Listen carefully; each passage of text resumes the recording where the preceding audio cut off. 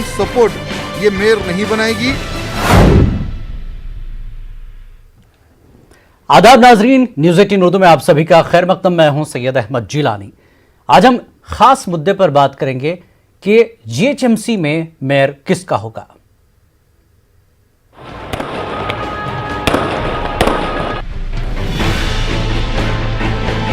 बहुत बड़ी कामयाबी हमको मिली है, मैं इससे मुतमईन हूँ। कि सबसे बेहतरीन स्ट्राइक रेट रहा है। ये बीजेपी की जो कामयाबी है वक्तिया कामयाबी है। टीआरएस पार्टी को हम पूरा ब्रेक लगाया। हमारी तो बहुत बड़ी जीत हुई है। निराशा कहीं किस बात की निराशा।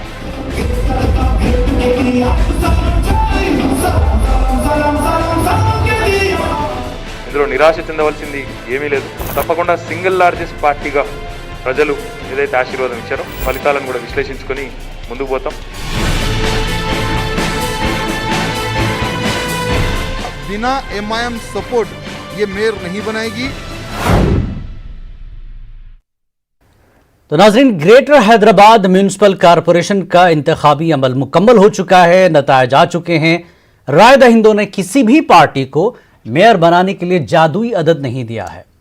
150 रुकनी बल्दी डिवीजन में सादा अक्सरियत के लिए 76 कारपोरेटर्स की जरूरत होती है। टीआरएस ने 55 सीट हासिल करके कारपोरेशन की बड़ी पार्टी का मौक़िफ़ हासिल तो किया, वहीं बीजेपी ने शानदार मुजाहरा करके 48 सीटों पर कामयाबी दर्ज कराई। ऑल इंडिया मजलिस इत्तेहादुल मुस्लिमीन ने अपना दबदबा बरकरार रखा। मजलिस ने साबिक़ की तरह इस इलेक्शन में 44 सीटों को बरकरार रखा। उसी तरह कांग्रेस ने भी 2 सीटों पर कामयाबी दर्ज कराई। मौजूदा कारपोरेशन की मियाद अगले साल फरवरी में मुकम्मल हो रही है। नतायज के ऐलान के बाद अब मेयर के इंतखाब का अमल शुरू हो गया है। कोई भी सिंगल पार्टी अपने बल पर मेयर नहीं बना सकती। टीआरएस बड़ी पार्टी है, लेकिन इसको मेयर के ओहदे के लिए दूसरी जमात की मदद हासिल करना जरूरी है। और इस पूरे मामले पर बातचीत के लिए हमारे साथ खास मेहमान जुड़ेंगे, जिसमें इफ्तिखार अहमद साहब जो कि टीआरएस लीडर हैं और सैयद निज़ामुद्दीन स्पोक्सपर्सन हैं कांग्रेस के, और मीर फिरासत अली बाकरी तर्जुमान हैं बीजेपी के। आप तीनों मेहमानों का खैर मकदम है। अजीब व गरीब नतायज हैं, किसी को फायदा तो किसी को बड़ा नुकसान हुआ है। इस बार की जो तस्वीर जीएचएमसी की दिखाई दे रही है, जिस तरह की कैंपेनिंग हुई, जिस तरह की बातें हुई, नहीं लग रहा था कि कोई बड़ा फर्क पड़ेगा, लेकिन वाकई इसका फर्क पड़ा है। और क्या तेलंगाना में अब एक नई सियासी तस्वीर उभर कर आ रही है। लोगों की सोच वाकई क्या बदली है, वोटर्स की सोच क्या बदली है। इन चीज़ों पर हम तफसील से बात करेंगे। पहले देखेंगे कि एमआईएम लीडर असदुद्दीन अवैसी ने इंतखाबात के नतायज के बाद अपना रिएक्शन क्या दिया है। मेयर के इलेक्शन के प्रोसेस शुरू होगा तो उसी वक्त हम फैसला लेके बताएंगे। अभी तो टाइम है, जल्दी नहीं है उसमें। देखिए, पहले हमारी पार्टी में फैसला होने दीजिए। टीआरएस से भी हमारी कोई बातचीत नहीं हुई है। जब वो प्रोसेस शुरू होगा बताएंगे आपको। नहीं, बीजेपी तो हमारे नाम पे इलेक्शन लड़ी पूरा। बीजेपी के पास कोई कंस्ट्रक्टिव बात दिखाने को है ही नहीं। बीजेपी सिर्फ कम्युनल रेटरिक पे और कम्युनल एजेंडे पे चलती आ रही है। इलेक्शन हो रहा है हैदराबाद म्यूनिसिपल कॉरपोरेशन का, और आप बोल रहे हैं रोहिंग्या, जिना, सर्जिकल स्ट्राइक करेंगे। तो ये नई बात नहीं है, बीजेपी की पुरानी आदत है, वो कभी इसको छोड़ नहीं सकते। बीजेपी आपके खिलाफ प्रचार करके चुनाव लड़ी, नुकसान टीआरएस को हो गया। नहीं, ये भाई आप ये मैं क्या कर सकता हूँ। अगर हैदराबाद में एक कहावत है कि मामू की दुकान पर नाना की फातिहा आप करेंगे, तो मैं क्या करूँ। इससे मेरी क्या जिम्मेदारी है। आप तो कम्युनल इतना रेटरिक को बढ़ा दिए, मगर ये नहीं चलेगा। ये एक वक्तिया कामयाबी है बीजेपी की, क्योंकि तेलंगाना जो एरिया है, ग्रेटर हैदराबाद अलग है, तेलंगाना में अलग मामला है बिल्कुल। ये मैं इसलिए कह रहा हूँ कि आज से 8-10 महीने पहले जब निज़ामाबाद म्यूनिसिपल कॉरपोरेशन के इलेक्शन हुए थे, जहाँ पर बीजेपी का एमपी है, सिटिंग एमपी है, वहाँ पर उनका मेयर डिप्टी मेयर नहीं बना। करीमनगर म्यूनिसिपल कॉरपोरेशन जहाँ पर बीजेपी का एमपी और स्टेट प्रेसिडेंट है, वहाँ पर उनका मेयर डिप्टी मेयर नहीं बना। तो मैं आपसे गुजारिश ये कर रहा हूँ कि ज़्यादा इतना रीड मत करिए, जिसको कहते हैं हेयर स्प्लिटिंग मत करिए। ये हुआ वक्ती है, हो जाए, पासिंग पे से ख़त्म हो जाएगा। तो बीजेपी के क्या ऐसी बात रही जिसकी वजह से बीजेपी जो है वो ज़्यादा रीड मत करिए। ये यहाँ पर हैदराबाद में जब तेलंगाना बना उस वक्त भी टीडीपी का एक बहुत बड़ा यहाँ पर एक असर था, और तेलंगाना बनने के बाद टीडीपी ख़त्म हो चुकी है। कांग्रेस का भी असर था, और कांग्रेस तो खैर अब अपनी आखिरी सांसों पे आ चुकी है। कम्युनिस्ट पार्टी थे, पीआरपी थे, लोक सत्ता थी, तो ये सब अब या तो ख़त्म हो गए या बिल्कुल कमज़ोर हो गए। तो वो पॉलिटिकल स्पेस बीजेपी ने ऑक्यूपाई किया है, और इसीलिए आपको दिख रहा है कि बीजेपी ऐसा कह रही है। भाई देखिए, हैदराबाद, ग्रेटर हैदराबाद की जनता ने कोई डिसाइसिव मैंडेट किसी पॉलिटिकल पार्टी को नहीं दिया, न एमआईएम को दिया, ना बीजेपी को दिया, ना टीआरएस को दिया। इस मैंडेट को समझने की जरूरत है और उसके मुताबिक काम करने की जरूरत है। मोदी का जादू तो मानेंगे ना कि क्यों एमआईएम का जादू नहीं चला? एमआईएम का हाँ, चलना चाहिए ना। 86% सक्सेस रेट है, मामूली बात है। मैं सलाम करता हूँ उन तमाम लोगों को जिन्होंने मजलिस के लिए दुआएं की, वोट डाला। तो ये भी तो है, आप लोगों को खाली एक ही चढ़ा हुआ है आंखों दिमाग में बीजेपी। अरे दूसरे भी तो है भाई दुनिया में। सर, जो सक्सेस रेट है एमआईएम का, जाहिर तौर पर ये आगे भी बढ़ेगा, बंगाल भी जाएगा, असम भी जाएगा, केरल भी जाएगा, दूसरी जगह भी जाएगा। हाँ, बंगाल के ताल्लुक से हम लोग अनकरीब में मीटिंग करके वहाँ के जिम्मेदारों से बात करके उनकी राय हासिल करके हम एक फैसला लेंगे। केरल और असम? केरल असम नहीं जाएंगे। बहुत बहुत धन्यवाद। तो कुल मिला के असदुद्दीन ओवैसी जो हैं वो पूरी तरह से तैयार हैं। उनका कहना है कि उनका वोट परसेंटेज बढ़ा है, और अब वो आने वाले समय में बंगाल को लेकर भी बहुत अहम फैसला जल्दी ही ले सकते हैं। बहरहाल जादू चला है और कहीं किसी का जादू उतरा है। जैसा कि इमाम ने कहा कि हमारा भी जादू चला, उन्होंने अपनी सीटें बचाने में काफ़ी मेहनत की और अपना दबदबा बाकी रखा, लेकिन एक और जादू भी चला। हालांकि लग रहा था बयानबाजियों से कि यह सिर्फ बयानबाजियां हैं, लोग इसे कबूल करेंगे या नहीं, लेकिन बीजेपी की हम बात करें, बीजेपी वोटर्स तक पहुंचने में कामयाब रही और एक भारी कामयाबी बीजेपी ने जीतकर यहां पर दिखाई है। लेकिन नुकसान किसका हुआ? जादू ऐसा कि जिन्होंने तेलंगाना को लेकर जादू किया था, आज उनका नुकसान हुआ है, बड़ा नुकसान। 99 सीट से अचानक जिस तरह से सीटें गिरी हैं टीआरएस की, नहीं लगता कि ये जादू कैसे हुआ। बहरहाल हमारे साथ 3 खास मेहमान हैं, इफ्तिखार अहमद, निजामुद्दीन और फिरासत अली बाकरी। आप तीनों का खैर मकदम है। इफ्तिखार साहब, ये पूछना चाहूँगा कि जिस तरह से नतायज आए हैं, अब सवाल ये है नतायज क्या थे, बहस क्या हुई, सब कुछ हुआ। अब मसला ये है कि मेयर का क्या किया जाए, मेयर किसका होगा, अब बहस इस पर हो रही है। इफ्तिखार साहब, मैं आपको ये बताना चाहूंगा जिलानी साहब के हैदराबाद का जो जीएचएमसी का इलेक्शन हुआ है जी, इसके अंदर टीआरएस को कुछ सीटें कम आई है, तवक्के के से भी कम। लेकिन अगर आप देखें, जहां तक मेयर का सवाल है जी, तो ये इलेक्शन में मेयर जरूर जो है टीआरएस का ही होगा जी, और डिप्टी मेयर भी टीआरएस का होगा जी। और इस सिलसिले में हमारे जो कारगुजार सदर हैं केटी रामाराव जी, और दीगर जो लीडर्स हैं वो इस सिलसिले में काम कर रहे हैं जी, सिलसिले में काम कर रहे हैं। तो इसमें कोई शक नहीं कि एक बड़ी पार्टी के तौर पे जब टीआरएस यहाँ पर उभरी है 55 सीटों के साथ में जी, तो मगर बगैर किसी की मदद के यहाँ पे कोई मेयर नहीं बना सकेगा, चाहे आप हो या फिर बीजेपी हो। हाँ, नहीं, दावेदारी तो किसी की है नहीं ना फिलहाल जी, फिलहाल जो है जीएचएमसी के लिए मेयर की दावेदारी सिर्फ और सिर्फ टीआरएस की है जी। क्या बीजेपी थोड़ा ही दावेदारी कर सकती है? जी, तो इसीलिए हम ये कहना चाह रहे हैं दावा आप कर सकते जब हैं, वक्त आएगा लेकिन तो दावे के लिए जो नंबर्स चाहिए वो नंबर नहीं है आपके पास। दावा भी करें, दावा भी करेंगे, जीतेंगे भी, ये एक स्ट्रेटजी का एक हिस्सा है जी। ये अनकरीब इंशाल्लाह सब लोग देखेंगे कि टीआरएस का ही यहाँ पर मेयर बनेगा। ठीक है। फिरासत, जिस तरह से इफ्तिखार कह रहे हैं कि मेयर उन्हीं का होगा, आप भी बड़े दावे कर चुके थे मेयर हमारा होगा, लेकिन उस निशाने तक आप पहुंचे नहीं हैं। जीएचएमसी की क्या तस्वीर आपको नजर आ रही है और बीजेपी का रोल क्या होगा आगे?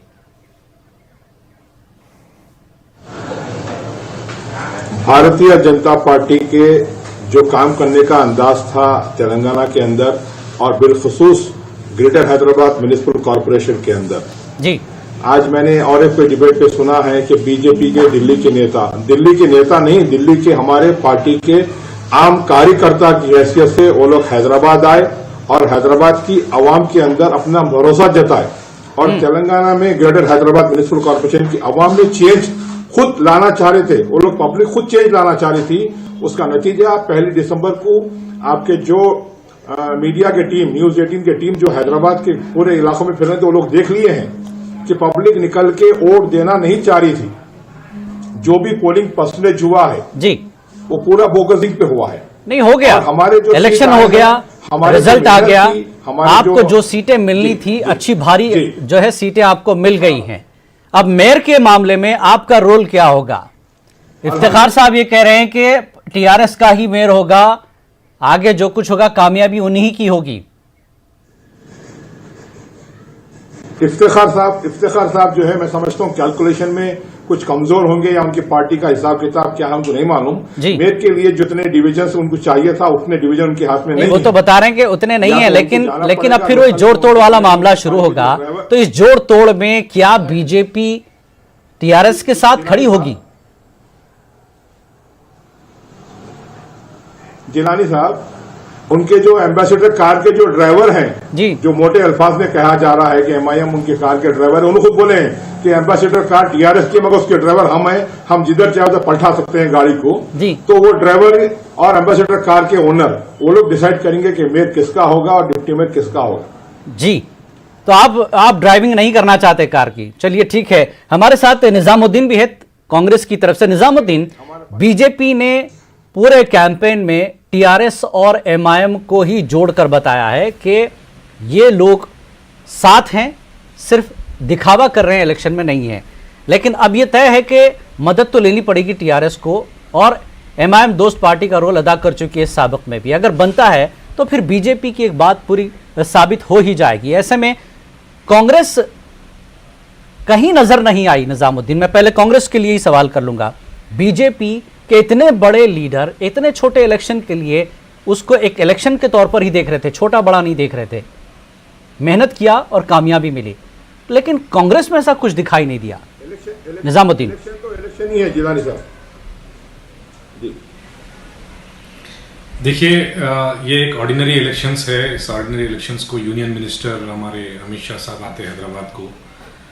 हैदराबाद पे आके जो है ना कोई डेवलपमेंट की बात नहीं करते। उन्होंने ये बोलते कि जो है हैदराबाद का नाम जो है उन्होंने या फिर उनके उत्तर प्रदेश के जो चीफ मिनिस्टर है जी, बड़े बड़े लीडर्स दिल्ली से आके ये बोलते हैं कि हम हैदराबाद का नाम भाग्यनगर रखेंगे। तो यानी एक डेवलपमेंट का जो असल मुद्दा है, जो बुनियादी इलेक्शन है, ये कोई हिंदुस्तान की तारीख बदलने वाला इलेक्शन नहीं है, ना ही कोई तेलंगाना स्टेट की जो है सियासत बदलने वाला है। ये एक बुनियादी मसाइल के ऊपर काम करने के लिए कारपोरेटर्स को चुना जाता है। बिल्कुल। लेकिन यहां पे जो बड़े पैमाने पे वोट का पोलराइजेशन हुआ है, यानी मतलब बीजेपी वालों ने बोला कि हम हैदराबाद का नाम भाग्यनगर रखेंगे, तो दूसरी तरफ हमारे एमआईएम जमात जो मुसलमानों के जिम्मेदार है और वो अपने आप को जो है मुसलमान में पूरे हिंदुस्तान से मुसलमान के साथ हम है बताते हैं कि वो लोग बड़े पैमाने पे इसको पोलराइज किया है। उन्होंने बोले कि अगर मुसलमान अगर एमआईएम को वोट नहीं डालेंगे तो हैदराबाद का नाम भाग्यनगर होने में कोई देर नहीं होगी। हिंदू को यह समझाया गया कि जो है ना हम हैदराबाद का नाम भाग्यनगर रखेंगे। यहां पे एक बड़े पैमाने पे पोलराइजेशन करके एमआईएम अपनी रोटी सेक लिए और बीजेपी अपनी रोटी सेक लिए। ठीक। और अब इस वक्त की अगर हम हालात देखें तो नुकसान हुआ है टीआरएस का। टीआरएस ने पिछले 5 सालों में काम भी नहीं किया, बातें बड़े बड़े करे, तो उसका जो फायदा उठाना था ये एमआईएम और बीजेपी मिलकर उठा लिया। और एमआईएम जो है जो पुराने जितने सीट्स थे उसको रिटेन करे। वो लोग बड़े पैमाने पे रिगिंग करके जो कर सकते ताकत लगा के, वो लोग बहुत डरे हुए थे। इसीलिए आप इल्जाम लगा रहे हैं टीआरएस ने काम नहीं किया, बीजेपी ने ये कर दिया। मेरा सवाल ये है कि कांग्रेस क्यों नजर नहीं आई? बीजेपी इस इलेक्शन को छोटा मानती नहीं, वो कहती है हमारे लिए हर इलेक्शन होता है, उसमें सिर्फ हार और जीत की बात होती है, बीजेपी ये कहती है। कांग्रेस इलेक्शन लड़ना क्या भूल गई या सड़कों पर उतरना भूल गई है? देखिए, इलेक्शन लड़ना नहीं चाहती है या फिर जीएचएमसी इलेक्शन को छोटा मानती हो? ऐसा नहीं है। मैं भी मैं भी कॉन्टेस्ट करा हूं जी। नहीं, मैं भी इलेक्शन कॉन्टेस्ट करा हूं। मैं देखा वो माहौल किस तरह से बना हुआ था। जब तूफान आता तो बिल्डिंग और झोपड़ी सब उड़ जाते। तो ये जो तूफान चला है वो तूफान किस तरह का तूफान है? कोई डेवलपमेंट का तूफान है? नहीं, ये सिर्फ पोलराइजेशन का तूफान है। यानी मतलब आप इनके सामने अगर कोई हिंदू अगर सबसे अच्छा हिंदू हो तो बीजेपी बोलेंगे, अगर कोई मुसलमान हो तो एमआईएम बोलेंगे। यानी मतलब खाली ये हिंदू मुसलमान के ऊपर डिवाइड करके पोलराइज कर लेंगे, डेवलपमेंट को तो पीछे छोड़ दिया। जो दौरे इख्तिदार में कांग्रेस पार्टी में जो डेवलपमेंट था वो डेवलपमेंट की कोई बात हुई नहीं। तो हम ठहरने का सवाल ही नहीं, हम तो हमारी कोशिश बराबर करें। और हम जो है, मैं तो शेखपेट डिवीजन में निजामुद्दीन सवाल ये है, आप आसानी से इल्जाम तो लगा रहे हैं, सवाल ये था कि आपकी पार्टी की यहां पर इतनी बार सरकार रही, सब कुछ था, आप कह रहे हैं कि कांग्रेस का डेवलपमेंट भी था, तो आपके बड़े लीडर या कम से कम खुद पार्टी के उन तमाम लीडरों को जो है पूरी ताकत के साथ इस इलेक्शन को लड़ना चाहिए था, अपनी सियासी जमीन वापस लेनी चाहिए थी, लेकिन वो नजर नहीं आया कांग्रेस में। बिल्कुल, देखिए मैं आपको बताया ना ये बात, नहीं मैं बताया ना, हमारे जो भी पीसीसी प्रेसिडेंट है, रेवंत रेड्डी वर्किंग प्रेसिडेंट है, जो भी जितने हमारे जो सीनियर लीडर्स है, वो लोग बराबर जो है ना जाके हर जगह पे हर कारपोरेटर के पास कैंपेन करे, हर एक के पास जो है पब्लिक से मिलने का काम करे। जब मजहब की बुनियाद पे जब अगर वोट पोलराइज हो रहा, तो ये डेवलपमेंट के हमारे बातें कोई सुनने वाले नहीं है। यानी सेक्युलर जमात को जो है अगर कोई डेवलपमेंट पे बात कर रहा, तो पब्लिक सुनने वाली नहीं है, सिर्फ एक ही बुनियाद पे, मजहब की बुनियाद पे वोट हुआ है। और ठीक है, इफ्तिखार साहब, ये पूरा इलेक्शन मजहब की बुनियाद पर हो गया है, हिंदू मुसलमान की खेती हुई है, उसका फायदा एमआईएम और बीजेपी को मिला और नुकसान टीआरएस ने उठाया। इफ्तिखार साहब, मैं ये इस बात से मुत्तफिक नहीं हूं कि पूरा इलेक्शन मजहब की बुनियाद पे हुआ है जी। अगर आप देखें कि इलेक्शन का जो कैंपेन था, जो भारतीय जनता पार्टी के बड़े बड़े लीडर्स थे जी, योगी आदित्यनाथ, अमित शाह, नड्डा वगैरह, वो आकर यहाँ पर हैदराबाद के जो पुरसकून माहौल है, जो गंगा जमनी तहजीब हैदराबाड की है, जो 400 साल कदीम हमारी रिवायत है, इसको तोड़ने की भरपूर कोशिश करे वो लोग। कुछ हद तक वो लोग कामयाब हुए हैं आउटस्कर्ट्स के अंदर, जहाँ पर जो है पॉलिटिशियंस है, जिम्मेदार लोग हैं। इफ्तिखार साहब को बोलने दीजिए, विरासत में आ रहा हूं, आपके पास आ रहा हूं। आप जिस स्कूल में पढ़ते हैं वहां के हम हेडमास्टर है, आप सुनिए हमारी बात। केसीआर को आप कम अंदाजा मत लगाइए आप। ठीक है, इफ्तिखार साहब अपनी बात पूरी कर लीजिए, फिरासत के पूछ लेंगे। बोलने के लिए हम यहाँ की बुनियाद से जुड़े हुए हैं, आपकी तरह हवाई किले बना के। नहीं, इफ्तिखार साहब अपनी बात पूरी कर लीजिए, इफ्तिखार साहब अपनी बात पूरी कर लीजिए। तो सुनिए, मैंने आपको सुना, आपको मुझे सुनना चाहिए। मैं ये कह रहा हूं कि इतना पोलराइज करने के बावजूद भी जी, अमित शाह ने क्या कहा कि हम इलेक्शन लड़ रहे हैं, हम सीट बढ़ाने के लिए नहीं लड़ रहे हैं, हम मेयर बनाने के लिए लड़ रहे हैं जी। मैं अमित शाह से डिमांड कर रहा हूं, आज आपके सीटों में कमी आ गई, आप मेयर नहीं बना सक रहे, क्या आप वजीरत दाखिला की कुर्सी को आप छोड़ देंगे, आप रिजाइन करिए आप। तो ये जो बातें कर रहे हैं ये लोग, ये सिर्फ और सिर्फ हैदराबाद के माहौल को खराब करने की कोशिश की है। मगर यहाँ के जो अवाम है, टीआरएस को 55 जो सीटें यहाँ पर जीत के आई हैं, ये लोग जानते हैं। और मैं एक और बात आपको बताना चाहूंगा कि टीआरएस ने 20 ऐसे सीट सिर्फ और सिर्फ 2000 के अंदर के वोटों से हारे हैं।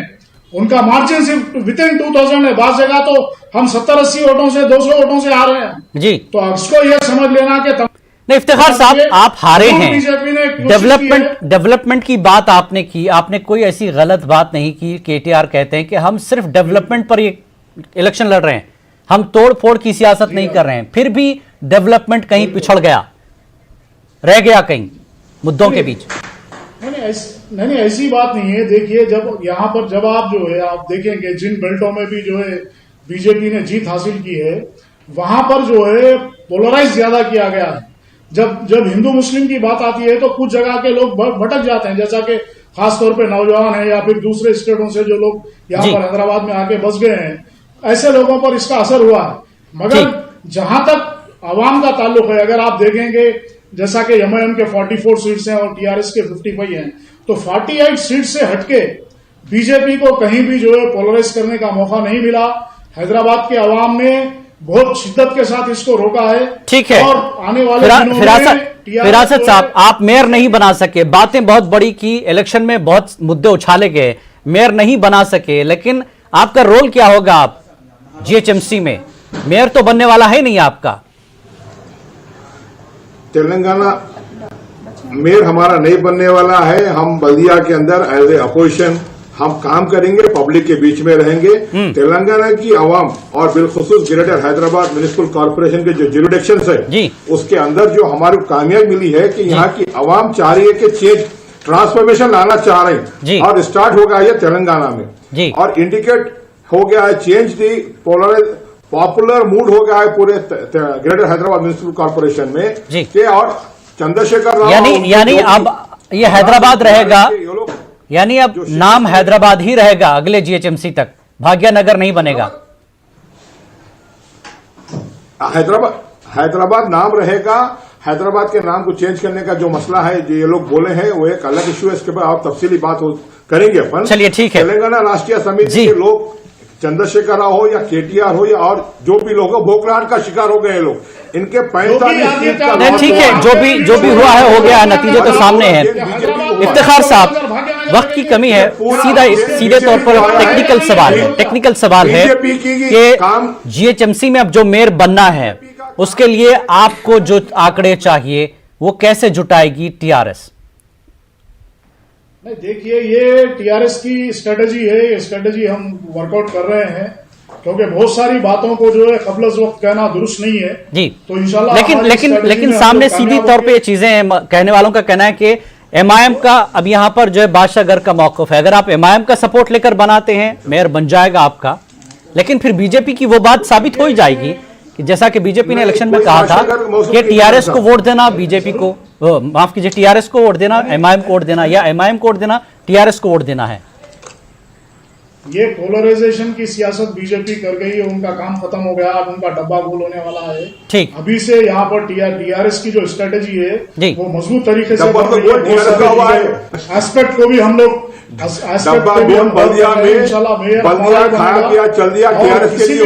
जो है जी, कोई भी दावेदार नहीं है, ना बीजेपी दावेदार है, ना कोई मेयर के दावेदार। ठीक है, फिरासत, जिस तरह से बिहार में आपने नीतीश कुमार को अपने पाले में किया है, क्या बीजेपी चूंकि किसी को भी कभी भी कहीं भी इस्तेमाल कर सकती है, या साथ दे सकती है या साथ छोड़ सकती है, बहुत अच्छा गेम प्लान जो है बीजेपी के पास हमेशा होता है, तो क्या टीआरएस को सपोर्ट कर सकती है बीजेपी? जी नहीं, हमारे तरफ से तो कोई सुझाव नहीं जाएगा। अगर उनके पास से कोई सुझाव आ रहा है तो हमारी जो नेशनल टीम है वो लोग डिसाइड करेंगे कि क्या करना है इसके अंदर। वो नहीं, क्या साथ दिया जा सकता है, इम्कान है, क्योंकि टीआरएस, देखिए टीआरएस, मैं इसलिए पूछ रहा हूं ये सवाल कि टीआरएस बीजेपी को जब भी जरूरत पड़ी टीआरएस ने सपोर्ट किया, चाहे वो सदर जमुहरिया का मामला हो, नायब सदर जमुहरिया का मामला हो, तलाक का बिल हो, पार्लियामेंट में जब भी जरूरत पड़ी टीआरएस आपके साथ खड़ी रही। क्या आप मेयर के लिए खड़ेंगे साथ? जी, हमारी सेंट्रल लीडरशिप जो है जी वो तय करेगी। अमित शाह है, जेपी नड्डा साहब है, खुद हमारे लोकल मिनिस्टर किशन रेड्डी साहब हैं जी, ये लोग डिसाइड करेंगे इसके अंदर क्या करना। चलिए, अच्छी बात है। निजामुद्दीन, सियासी मंजरनामा आगे आपको क्या दिख रहा है? जीएचएमसी इंतखाबात के नतायज का असर क्या वाकई आने वाले आइंदा इंतखाबात पर तेलंगाना में पड़ेगा? तो आपकी पार्टी का रोल क्या होगा, और फिलहाल मौजूदा जो हालात हैं उसका असर क्या वाकई पड़ेगा सियासत पर आगे? निजामुद्दीन, देखिए, अभी जो यहाँ पे तो पूरा ये बुनियादी इलेक्शन जो बल्दिया के इलेक्शंस हुए, ये तो कंप्लीटली पोलराइजेशन के ऊपर हुआ जी। अब इसके बाद जो भी अगले 3 साल के अंदर जो परफॉर्मेंस बीजेपी का रहेगा, जो कि लोग 48 सीट्स लेके आए, वो ये बोल के लेके आए कि जो है ना टीआरएस पार्टी काम नहीं करी, ये हकीकत भी है। और दूसरी चीज ये है कि पोलराइजेशन बड़े पैमाने पे हुआ, एमआईएम और बीजेपी को उसका फायदा भी हासिल हुआ, टीआरएस को उसका नुकसान भी हुआ। ये आगे के 3 साल के परफॉर्मेंस के ऊपर डिपेंड करता है। अब टीआरएस जो है ना, अब तक ये समझती थी कि जो है हमारे कोई हमारे को टक्कर का नहीं है। आज बीजेपी एक अपोजिशन में एक बड़ी जमात बन के इनके सामने आ गई। यानी आपकी जगह बीजेपी ने ले ली, वैसे थे अपोजिशन। किस तरह से अपोजिशन का रोल अदा करती है बीजेपी? देखिए, जब ये अगर बुनियादी मसाइल के ऊपर अगर कोई डेवलपमेंट पे अगर वोट होता तो वाकई हम भी इसके हिस्सेदार होते, लेकिन ये मजहब की बुनियाद पे हो गया तो हकीकत में आप देख रहे हैं पूरा घोड़ा मैदान क्या सामने है। बिल्कुल, एमआईएम और बीजेपी जो है बड़े पैमाने पे यहाँ पे एक पोलराइजेशन के ऊपर जो है वोट लेके अपनी सीट लेके आ गए हैं। अब देखना है कि जो है ऑलरेडी जो है जो वोट होना था वो हो चुका है। 48 सीट्स बीजेपी को मिल चुके हैं। 58 बिल्कुल, इफ्तिखार साहब 55 सीट आपके पास है। एक्स ऑफिशियो जो वोट होते हैं वो भी आपके पास बड़ी तादाद में है। फिर अब नया जो एक्स ऑफिशियो, उसमें जो नई रजिस्ट्रेशन होनी है, चाहे वो राज्यसभा में हाल ही में जो चुनाव हुआ था उसमें 2 कैंडिडेट आपके हैं, एमएलसी के हैं, 5 वोट ऐसे भी और मिल जाएंगे एक्स ऑफिशियो में। तो करीब करीब आपके पास एक बड़ी तादाद जुट रही है। तो मेयर को लेकर कितने मुतमईन हैं आप, ये तमाम जोड़ तोड़ के साथ? हम बिल्कुल मुतमईन हैं, बनेगा, इसके अंदर किसी की भी कोई दावेदारी नहीं है जी। क्योंकि जब मेयर के लिए हम अपना जो है दावा पेश करेंगे तो उसी वक्त मालूम होगा।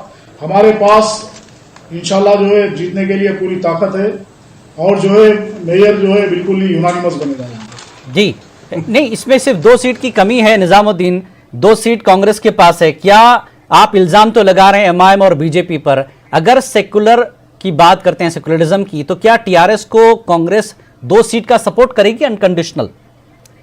क्योंकि बीजेपी को आप भी रोकना चाहते हैं, टीआरएस भी रोकना चाहती है। देखिए देखिए, अब अगर कोई प्रपोजल जो है हमारे टीआरएस पार्टी की तरफ से कांग्रेस पार्टी को आता है जी, तो वो उस वक्त हमारी जो हाईकमांड है या फिर हमारे जो भी यहाँ के पीसीसी प्रेसिडेंट है वो डिसाइड करेंगे जी। लेकिन हम ये कोशिश करेंगे कि जो भी मजहब की बुनियाद पे जो पार्टी है उनको जो हम दूर रखने के लिए हम बहुत कोशिश करेंगे, क्योंकि सेक्युलर जो मामला है हम चाहते हैं कि सेक्युलर हुकूमत कायम रहे। यानी हम सेकुलर ताकतों को आगे जुड़ते हुए देख सकेंगे, क्योंकि बीजेपी को अगर आपको सिर्फ इल्जाम रखने से तो बीजेपी रुकने वाली नहीं है, आपको अपनी ताकत का भी मुजाहरा करना पड़ेगा। बेशक। चलिए, बहुत बहुत शुक्रिया आप तीनों मेहमानों का इस डिबेट में शामिल होने के लिए। बहरहाल जीएचएमसी का मेयर, जैसा कि इफ्तिखार साहब ने दावा किया कि वो टीआरएस दावेदार है और आगे जो कुछ तय होगा मेयर वही तय करेगी। कुछ सीटों की वहां जरूरत पड़ेगी, कौन किसका साथ देगा ये आने वाला वक्त बताएगा। आदाब।